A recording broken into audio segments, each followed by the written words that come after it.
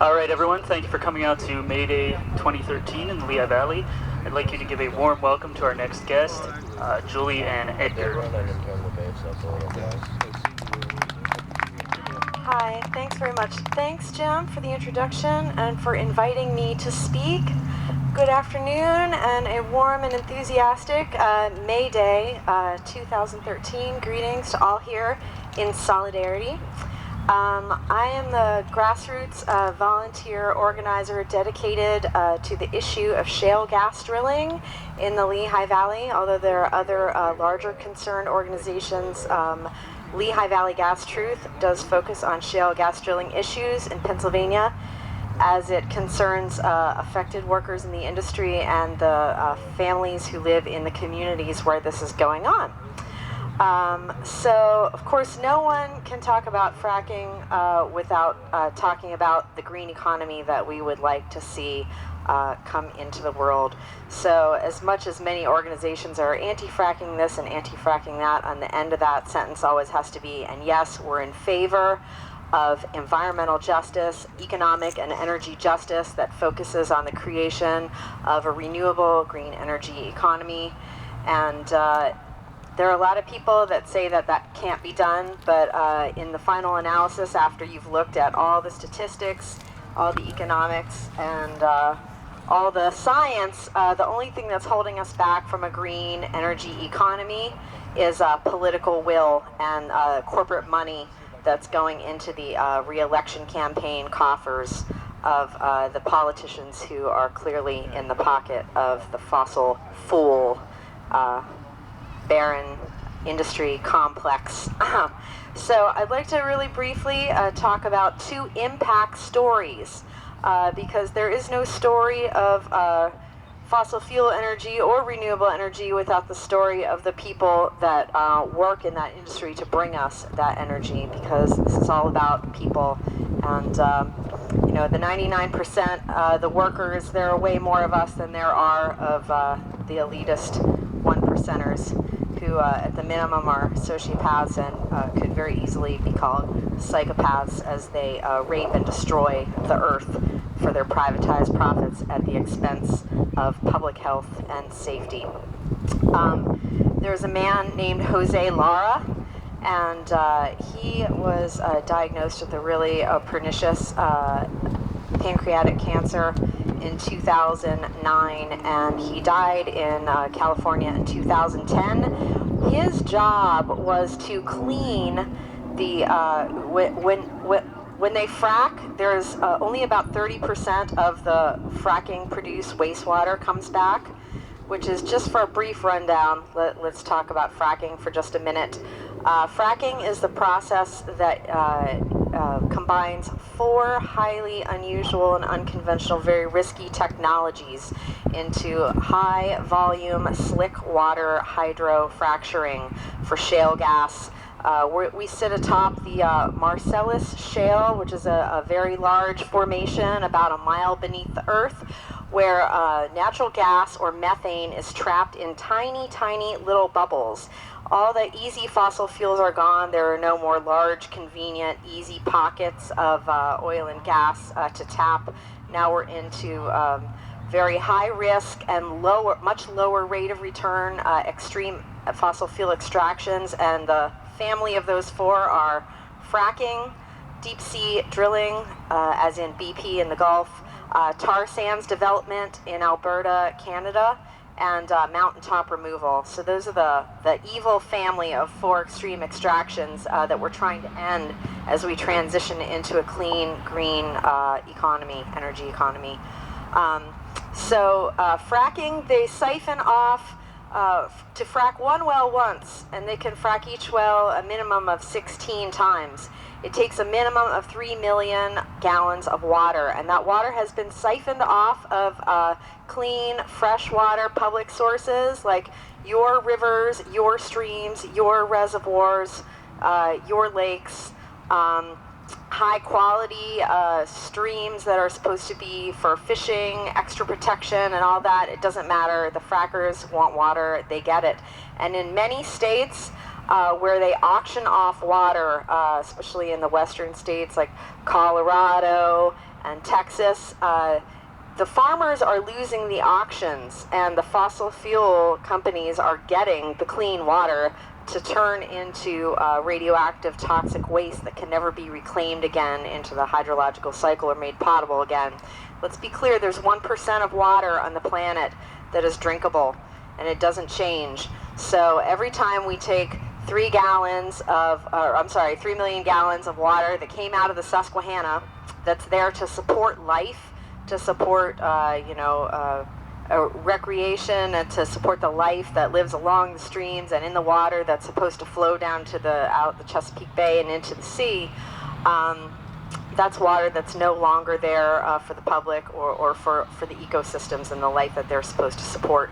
So they add a combination of 596 different neurotoxic, endocrine disrupting, mutagenic, and carcinogenic chemicals to that water. And they put it down into the ground at very high pressures through the well casing, which is steel and cement. Last time I checked, steel rusts and cement busts up, but every time they drill through the aquifer, that's supposed to last forever. Well, I'm telling you, the rate of well casing failure in Pennsylvania alone in 2012 was 7.25% of wells failed immediately upon drilling. That's immediately. And those well casings are supposed to be forever. So in a 60-year time scale, about 50% of those wells failed. So that's all those chemicals that they added that are going down through that well casing. They will migrate into the aquifer. It's not a matter of if. Hydrogeologists agree, it's just a matter of when, and that's really, really bad news for anybody who drinks water in any of the 32 shale gas drilling states. This water is forever, folks. You know, aquifers are forever, and probably more people who are here know that, and other people need to be told, so forgive me if I'm preaching to the choir. But once you actually bust up the shale, some people don't know, actually, that releases a whole host of other heavy metals and radiation, radioactive elements like radium-226, uranium. The Julie and Craig Sotner up in Dimmock ended up with 3 types of uranium in their well water. 2 of them were weapons grade, and some people think that that's a punchline. There's a very there's a documentary film that's a great propaganda piece that's supposed to be an answer to Gasland going around right now, and the gentleman, I use that term lightly, that made this film claims that that's a punchline, uranium in your water. Oh, he thinks that's so funny. It is definitely not funny. He's making an easy mark of Julie and Craig Sotner because they've signed a non-disclosure agreement, which is very frequent when your water gets messed up and you're trying to get some kind of remuneration or justice because you've lost your home, your family's been sickened, and you know they'll finally give you some money, but you have to promise never to say a word. So since Craig and Julie signed a non-disclosure agreement, this person that made that documentary gets to slander them with impunity, which is really, really criminal. But I assure you, if uranium is in your water, it is definitely not a punchline. So what we're doing is we're mobilizing all this radioactivity and radiation that was previously safely sequestered by Mother Earth, you know, underneath the surface, but because a bunch of people with big drill bits think that they can just go and rape Mother Earth and drill through her crust and blow up layers of the Earth's crust underneath the aquifer just because they think that they can do this with their technology, that they should be doing this. It's not even a question for them. We're mobilizing all this radiation to the surface, and the half-life of radium-226 is 160,000 years. So we will be dealing with all the radiation that we're releasing to the surface on a large scale with fracking practically forever, you know, in our terms. That is if with climate change we last another 50 years. But that's another topic. So let's talk about labor. We all want to see a clean, green, renewable energy economy. Oh, I'm sorry, I was talking about, let me finish with Jose Lara. So Jose Lara was cleaning out these frack trucks when they would fill the trucks, the tanker trucks, with produced water. So clean water, all those chemicals go down, breaks up the shale, and releases a whole bunch more heavy metals and radioactivity. So 70% of the water that went in of those millions and millions of gallons, which is 3 million gallons times 16 times 32 shale gas drilling states. That is a scale of trillions of gallons of water that is being poisoned irrevocably. And 70% of that stays in the deep shale formation forever. Forever is a long time, folks. Fracking is literally the first industry ever that has taken our water and removed it permanently from the hydrological cycle. You know, when you're in first grade and they teach you about the water cycle, and there are the clouds and the raindrops come down and they flow into the streams, they flow into the rivers, they flow into the sea. I don't remember the Marcellus Shale being part of that, hydrological cycle.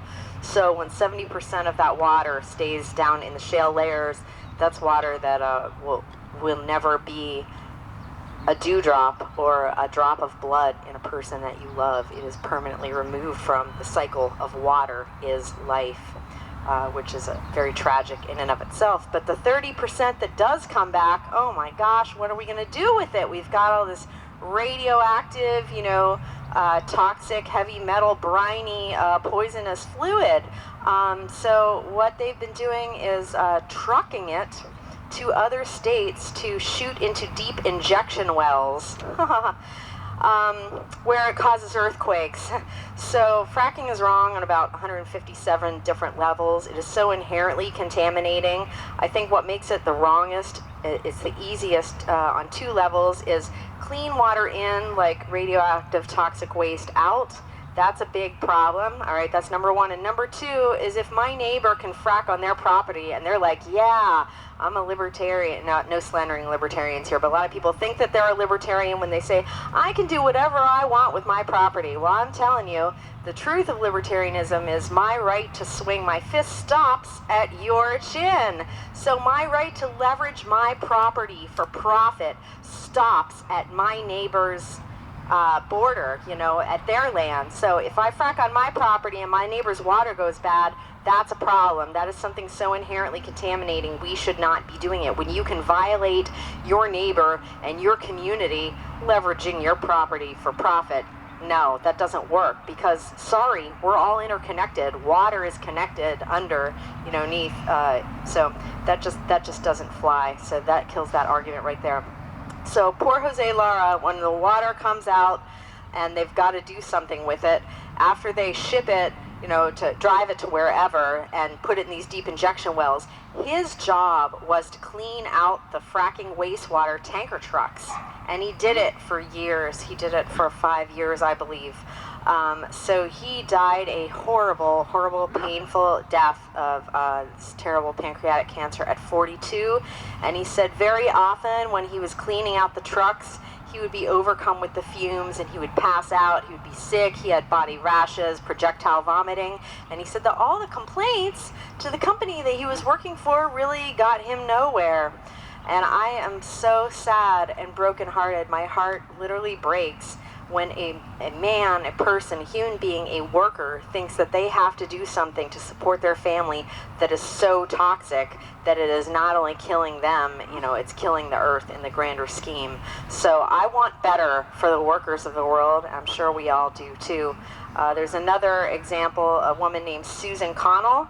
She works out in the Bakken Shale, which is in North Dakota, which is now the 3rd largest oil-producing region in the United States, behind Texas and Arkansas. And a lot of people out there, they are so happy, man. It's boom times. They can't even keep up with enough restaurants and enough hotel rooms and enough dancing girls, to entertain these guys. They can't even house them. They've got, man camps springing up everywhere. Business is booming. Flares are flaring. Those gas flares, you can see them from space. They are so bright. They're brighter than like all the city lights in New York and LA. If you look at the light map from above, the United States, there's the Bakken Shale. It's all lit up with the damn flares, which emit volatile organic chemicals, VOCs. Fracking is not just bad for the water, it's horrible for the air, and every time we have unplanned events, accidents, trucking accidents, spills, leaks, blowouts, and explosions. Believe me, I have some very dear friends up in Susquehanna County hot bottom and stuff, and they're like, oh man, you know, the compressor station, it just exploded last night. That's like a mile from my house. You know, like, this is not a joke. I know hundreds and hundreds of affected people, and that doesn't even count the workers. One terribly pernicious thing that we have here in Pennsylvania is what's called the doctor's kind of gag order. They passed a terrible law called Act 13 that says if somebody is sickened and they think it's from exposure to fracking chemicals from being on the job or living near a well pad or a compressor station, and they go to their medical professional for treatment, if the doctor finally figures out what's wrong with them and needs to ask the gas company what the heck they've been exposed to so they can figure out what's going on, they have to write a letter to the nice gas company. Hello, Mr. Cabot, Mr. Chesapeake. Hello, Rex Energy. I have a patient here. Can you please tell me what pernicious chemicals that you put in your fluids, you know, so I can see what my patient has been exposed to, so maybe we can figure out how to make them better. And the gas company is supposed to write them back, but they have this wide loophole. It's called for proprietary formula. So anything that is like a proprietary formula for them, that means that it's their secret recipe so that they can keep an edge over their competition, they don't have to tell you what's in that. Sounds really helpful, doesn't it? And here's the kicker. Once the doctor gets the information, he's not allowed to share that with anybody else who, say, you know, Joe's friend Sam was working on the same well site, and Sam's got the same problem. Sam comes in, he's not allowed to share the information that he knows about Joe's case and what Joe was exposed to. It's a gag order. He's not allowed to tell anybody what the gas company told him. Like, who are we protecting here? We're not protecting people, we're protecting corporations, and that's a really big problem. So Susan Connell up in the North Dakota in the Bakken Shale, National Geographic in March just did a huge profile on the Bakken Shale and included stuff about her. And they characterize her, she's a 39-year-old mother of 2 small daughters, and she thinks she's a badass trucker, you know, and more power to her, except the sad thing is she has to be all badass about being exposed to horrible toxins, and she thinks, you know, that that's just something that she has to do. She literally told the National Geographic reporter that the first time she opened a hatch of wastewater,